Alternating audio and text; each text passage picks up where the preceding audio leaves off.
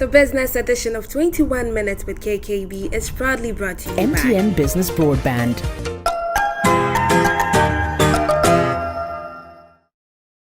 First National Bank, Bank of the Changeables. Okay. Well, many thanks for staying with us right here on 21 Minutes with KKB, the business edition. And today we are coming to you from a very interesting place. You don't usually see us in such a place or a locality, but of course, because of the nature of the business here, today we've decided to pay a bit more attention to this. I'm sure a lot of you are complaining about fuel, about traffic, about all of that. Well, today we are with a gentleman who has managed to try and solve that problem in a way. So instead of wasting so much money on fuel and, spending so much time in traffic and all of that, he has decided to come up with electric cars. When we connect, everything is possible. Whatever seems unreachable becomes even closer. Building partnerships. Redefining the norms. Because when we connect, being there becomes possible. And new ideas come to life. Stay ahead and stay connected with MTN Business Broadband. Superior internet solutions that drive your dreams. Sign up today on broadband.mtn.com.gh or call or WhatsApp 0244 308 111.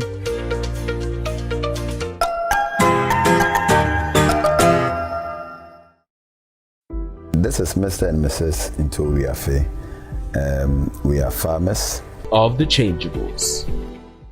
Many thanks for staying with us right here on 21 Minutes with KKB, the business edition. Today, it's a very interesting conversation we're going to have, and I'm sure you would love it because it has to do with something which is not very familiar to a lot of Ghanaians. We don't like a lot of things techie related, of course, for the millennials and the like, they do, but for a lot more of us Ghanaians, it's a bit stretched for us. And so when I saw and heard about a gentleman who happened to get into a space where not a lot of us are so keen on, but was rather keen on getting all of us to pay a bit more attention to that tech space, I was very impressed because it has to do with what?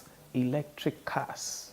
Yes, right here in Ghana. This is not 700 years from now. This is now happening in Ghana, right?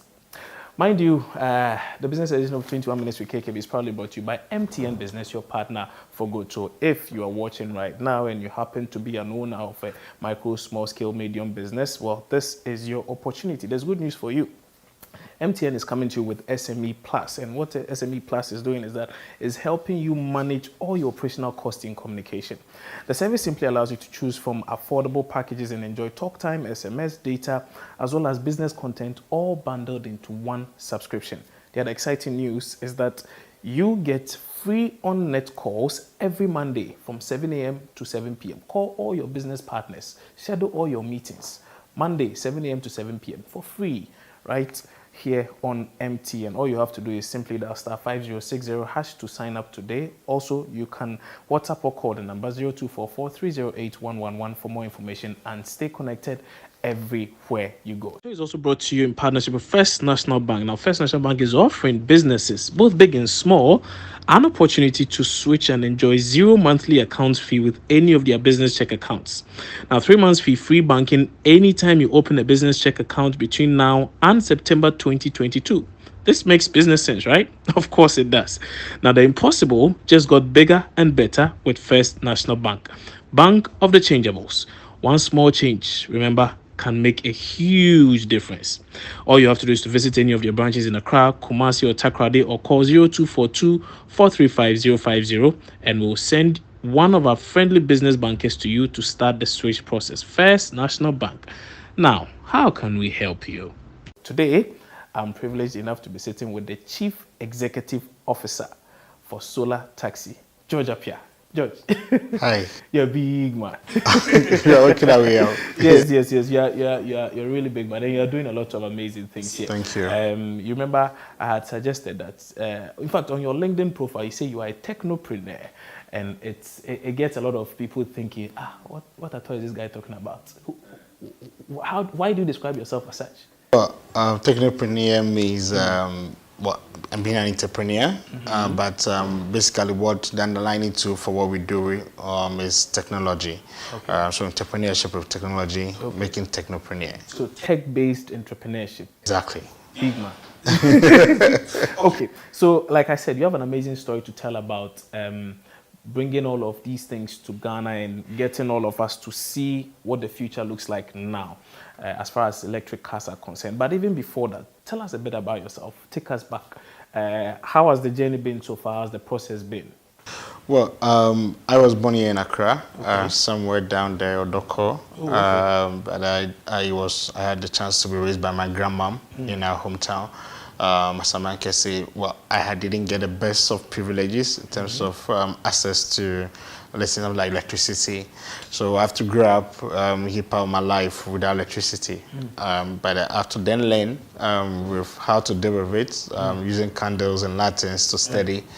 So I schooled from like my early KG to primary to JSS at Dome Zion Memorial School, Dome School. Then I had a chance to go to Pope John, the school you can think of. But I think I had my first encounter with experiencing a computer for the first time in Pope John. But it was quite an experience because at the end, I ended up being one of the top IT guys, even though I've never seen a computer before in the school. But from there, even though I had very good grades, I was committed to being an electrical engineer because of my experience. I was committed in finding a sustainable solution that one day I'll be providing electricity to my grandma. And because of that, I feel like the field of engineering will give that opportunity better than being a medical doctor. I mean, if you get a grades, everybody wanted to be a medical doctor. So it was funny that in my application, I just selected electrical engineering, first choice, second choice, and then the third choice was pharmacy. Even though I definitely know that I will not get it, I just bought only one form. The thing was that I was quite committed to what I wanted to do. So I just bought KNUST. I never bought any forms, and I chose electrical engineering with no option. But the thing being here is my commitment and serve as a drive in terms of what I want to achieve at the end on. So I studied electrical engineering in KNUST. Well, I did well. I think so. I think so. Yeah, so graduated with good grades, and then had a chance to work at the university with the energy center. Work as a research assistant, then became a research fellow. My work basically was on solar PV, smart grid systems, among other things. Did some work in wind energy, biofuels, biogas, with some papers. I mean, at the university, suspected. Yeah. So, but when I was in the university, I started my first community organization. That's called Creativity Group.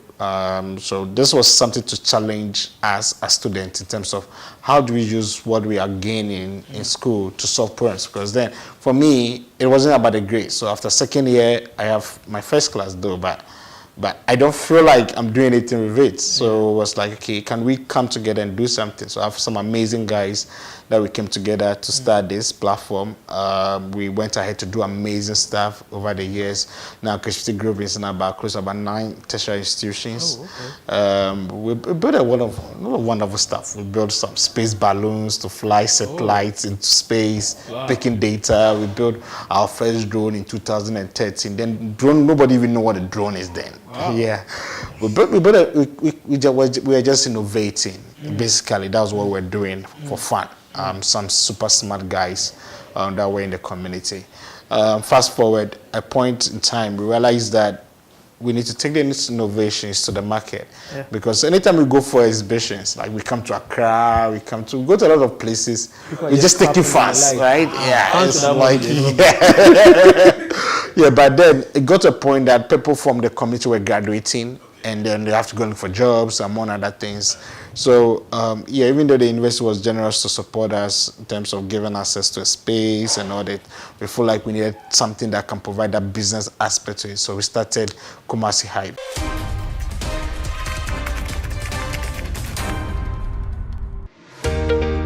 when we connect, everything is possible. Whatever seems unreachable becomes even closer. Building partnerships, redefining the norms. Because when we connect, being there becomes possible, and new ideas come to life. Stay ahead and stay connected with MTN Business Broadband. Superior internet solutions that drive your dreams. Sign up today on broadband.mtn.com.gh or call or WhatsApp 0244 308 111.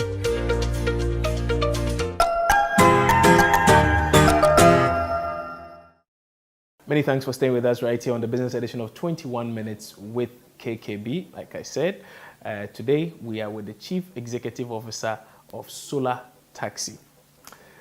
It's not a, because maybe people hear Solar Taxi, they'll think it's a taxi, but don't worry, the CEO is here. He will help us understand that. George, tell us, why the name Solar Taxi? Is it that you were running a taxi cab business or something? Well, I think when we started, we needed something that it make it easy for people to understand what we are doing. Right. So when you mention solar, everybody gets it. Right. That we're talking about renewable stuff and all that. If you mention taxi, people get it. So even though we associate itself mainly with our form of taxiing, but taxi itself is a simple way of transportation. Moving from one point to another can be considered. Well, we could have. Yeah, well, maybe we could have, yeah. but it was needed for. We don't need to explain too much. Yeah. That's what we wanted to avoid. So you were looking at aside doing all of these fantastic things, coming up with innovative stuff and the like, you now decided to commercialize it. Yes. Find a way to, aside creating value, make some money off it and create some more employment also for a lot of people. Yep. Let's go into that. Well, like I said, starting in 2018, after our first prototype, we borrowed staff to do this. Later, we have to return all the stuff. Right. I mean, that is what we used to do. Yeah. You know? Anytime we want to build a product, we just take product part from other places, build it, and it works. We celebrate, take pictures, and put it back because we don't have the money to always to buy new stuff. Yeah, so this is what happened. But later in 2018, we had partnership with MasterCard Foundation, who saw the potential in something like this, creating green jobs and providing jobs to the youth. Right. So they provided some support, which was very good for us because then we had a chance to, I mean, the technical part is proven. It's like we can build it, we can always build it, but is the business side also in existence? So we have to look at that. And it came out very well. The results was super amazing. We ran it for a couple of months. You've told us a bit about Solar Taxi and how come the name came about and the like. It was for recall and the like. Very good move there. But more importantly, the business itself, the model. Okay. The thinking of electric cars, how did that even drop? And why were you so convinced it was going to work in this market? Well, I think it's just as a researcher and an innovator, you start with a question and try to investigate into it. What was the question? The question was, how do we provide sustainable transportation in Africa? The case in point, in most African economy, the economy depends about 70% on transportation. Transportation is one of the sectors that a slightest increase in the cost of transportation affects everything, including education, healthcare, just you name it. Yes, everything gets increased on. So it becomes important to look at how do we address something like that. And then there's the issues of the climate change, that aspect also. So that is where we started from, to be able to, okay, how do we find a sustainable solution, something that we could help us to address this issue of transportation, the cost of transportation, and also at the same time look at the climate effect of it. And we are at the juncture where Africa, we are poised to develop. And if care is not taken, we will develop by polluting just as the Western countries. The available options, I mean, I know there's petrol, diesel, which we are used to, and then I know of hydrogen, yes, and then solar, and then the electric cars. Why not hydrogen, for instance?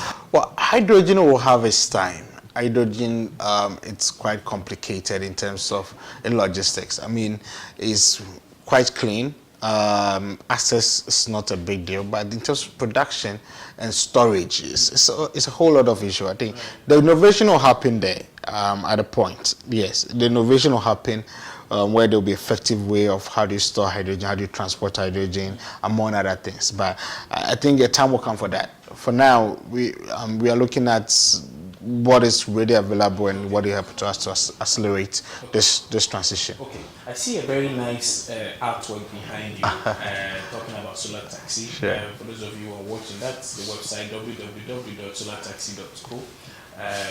And when you go there, it suggests quite a lot of things. But right here on this, it suggests you can deposit money, then there's monthly payments, and then you own the car. Sure. Tell us the rationale behind this and how it's panning out. Okay, so we currently have 3 models. So we have 3 types of vehicles currently: the cars, the bikes, and then the tricycle. Yeah, and all of these, apart from the bikes there, yeah, yes, yeah. So for the bikes and tricycle, we do assemble them locally. Okay. So we have an engineering team that take all the designs, stuff like that, and then we place order for the part supplies. We get the part supplies, then we assemble them here. So we currently assemble them here in Accra or Kumasi. We have engineering team that handles that. And my interest is to know about 90% of our engineering team is women, and put on that. We don't assemble the cars here currently. We are currently raising the investment to start assembling. We are looking at probably maybe in the first quarter of next year, the assembly should possibly begin. And this will enable us to scale up the production. Now, in terms of being able to access some of these, we are doing outright sales. We are doing lease to own. That's what you find behind me. And we are doing a renting model, so where you rent on a monthly basis. On the car part, we have a lot of orders on the renting part that we currently have put temporary hold on that. But if you want leasing to own, we have that option for you. You make a deposit and then you pay over a period up to 12 months. If you want a longer term, you will have to refer you to one of our banks that we are working with for you to have access to that. Why should anyone consider an electric car over a petrol-based car or a diesel-based car? Well, I think almost 100% of our clients, well, okay, maybe let me make a room for this. 90% of our clients make decisions like this based on economics.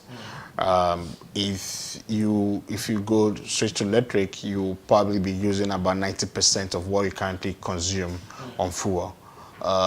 You'll be saving that. So that's 10%. That is what we use. So if you are someone that's... So you're saying that you'll be able to cut down your cost by 90%. On transportation by up to 90%. Exactly. So if you're someone that you will spend about 1,000 cedis on fuel each month, we are looking at saving close to about 900 cedis. So you spend only about 100 cedis. If you want to go a step deeper into savings, you can switch completely to what we call a solar hub. So this is where we build a charging powered by solar, where we install it in your premise, and then you charge from that. So when you're away from work, it charges. When you come back, you plug in and it charges your car for that. In that case, we are looking at something about like saving up to 95%, 98% on your cost. So yeah, that option exists for people that want to go that route to save more. So majority of our clients is economics. So primarily it's about costs. Majority of them. We have definitely the additional bonus of going green, supporting the climate. I think that is very critical because we don't want to make a lot of money that we can't spend. All right, then we'll be working around with no smarts. I think now we will do that, but it could even get worse. All right, if you pollute too much, you have all the money, but you can't spend. And yeah. So that is not something you want to trade off. If you have been sick before, you kind of appreciate health is more important than money. That's what we're trying to do. Concerns, particularly with electric cars, there are concerns about safety. Okay. I mean, what is stored is just like your phone in your pocket. Is your phone safe? I would like to think so. Yeah. But generally we have over billions of phone devices, right? a majority are safe. All right, definitely there'll be some defects here and there, but it's literally just like your phone in your pocket, just like the camera that you're using. It has a battery storage which you keep in the electrical charge in it and use it when you need to use it. So that safety is there. But for electric vehicles, they have been a step deeper to ensure that the safety level is really very high.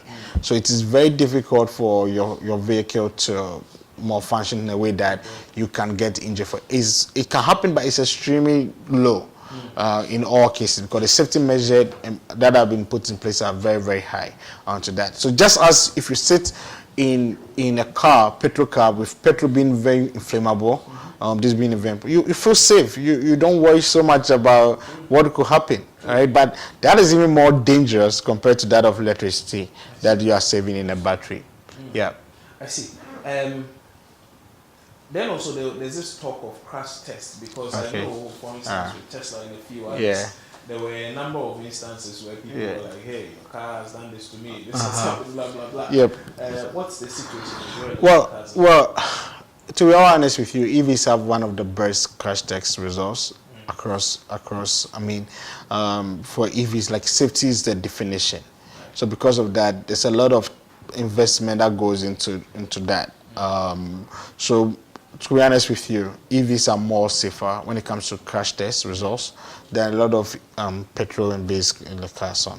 Yeah, but we do have the results of those. So if your clients are interested in getting to know the details, we provide that for you. But on general note, some of the safest cars out there are EV cars.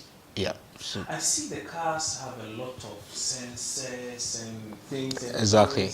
Warning you, prompting you, and doing this and the like. Yeah. But there was one feature I found very intriguing, that the car, well, some of your cars, like a few I saw out there, have the self-park and self-drive features. Yep.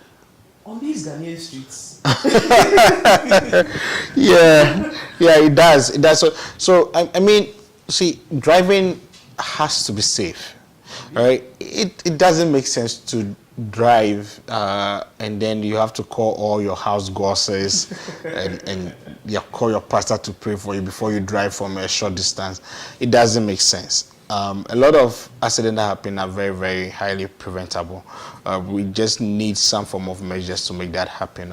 So cars are now being designed to be safe, like very safe. And I think that's something we can get to, where you can get into an accident, but fatality rates can be very low. So all these measures that are being put in place is to make it safer. Yeah, but you see, my only challenge is that in a country like Ghana, where a lot of people do not pay a lot of attention to road signs and all of this, there's someone with a cat just cross you. There's a goat somewhere. There's a cattleman or headsman with his people around the ranch close to the motorway or something. Is it still safe even in all? I mean, one thing is, like, it has emergency brakes. Okay. So anytime it detects anything that is super out of the control, it prevents collision. So collision avoidance is high on that. So you can be safe that if somebody crosses here untimely, the car will brake by itself. So let's say now you've convinced us. You've wowed us. We want it. All right. How much must we cough up in order to get some of the good cars? Well, we do have models that start from 90,000 cedis. These are brand new cars. These are brand new. These are brand new. In other words, these are tear-rubber cars. Yes. Okay. Yeah, so 90,000. Yeah, and then some that goes as high as 300,000. We have mid-range. Majority of them tend to be around 150, 140. There's also payment plans, as I mentioned earlier on, that if you want to go with and all that. But in comparison, if you are going to get a brand new SUV, it costs sometimes more than what we are even giving to you at 150. Yep. Okay. So looking at a lot of people in Ghana and other African countries, with the penchant for getting home-used vehicles. Yeah. Like, how then do they fit into your? I mean, but the question is, if you had the money, will you go for an home-used car? you. Oh, for most people it's about cost. They don't have the funds. That's why. Yeah. So if you have the money, you will not. 40,000. All right. So it's a question of more financing, Yes. right? And then this is where we need to innovate around. So I believe the system is going to get better for a lot of people to be able to afford that. Okay. So we're still here with the Chief Executive Officer for Solar Taxi, Jorge Appiah, and he's taking us through quite a lot. He's given us a lot of education. Like I said, he has an MSc in engineering. He's a big man. He's a Shabri guy, and he says he went to the best school in Ghana. That's great. You know, but essentially we've had a very interesting conversation so far about the solar taxi, about electric cars in particular, and how perhaps they may be the safest thing yet for you and I. He has said a lot more, but for me, seeing is believing. I'm a doubting Thomas, just as you are. And so it will be a good opportunity for us to test drive some of these cars and then be in a position to also give a testimonial if we have to, correct? So let's go for your exciting part. Right. I'll get Eugene to drive with you. I thought you were driving with me, or you want me to enjoy Yeah, I want you to enjoy it So that in a you way like that, everything. yeah, no. Like I'm somewhere pushing up anything, no. Okay. Right, so just let's there's a have a third fun. party, there's a Yeah, yes, there's a referee to that. Okay. All right, so let's All go right. for that. Okay, so join us, guys. Let's go have this fun. Okay, by the way, Eugene Amponsa is the operations manager for Solar Taxi right here. And, well, he says I shouldn't worry. So, shall we try it? Yeah. Okay, let's try it.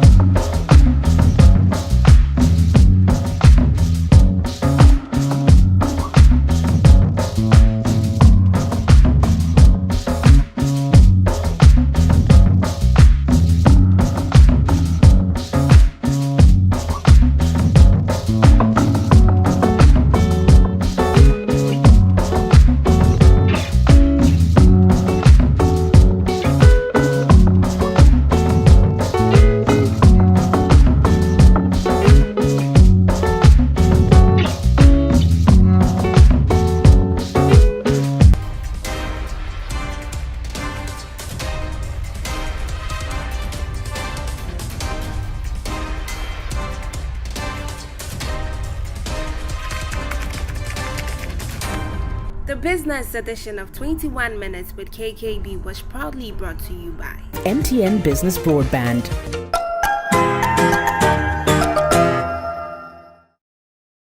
First National Bank, Bank of the Changeables.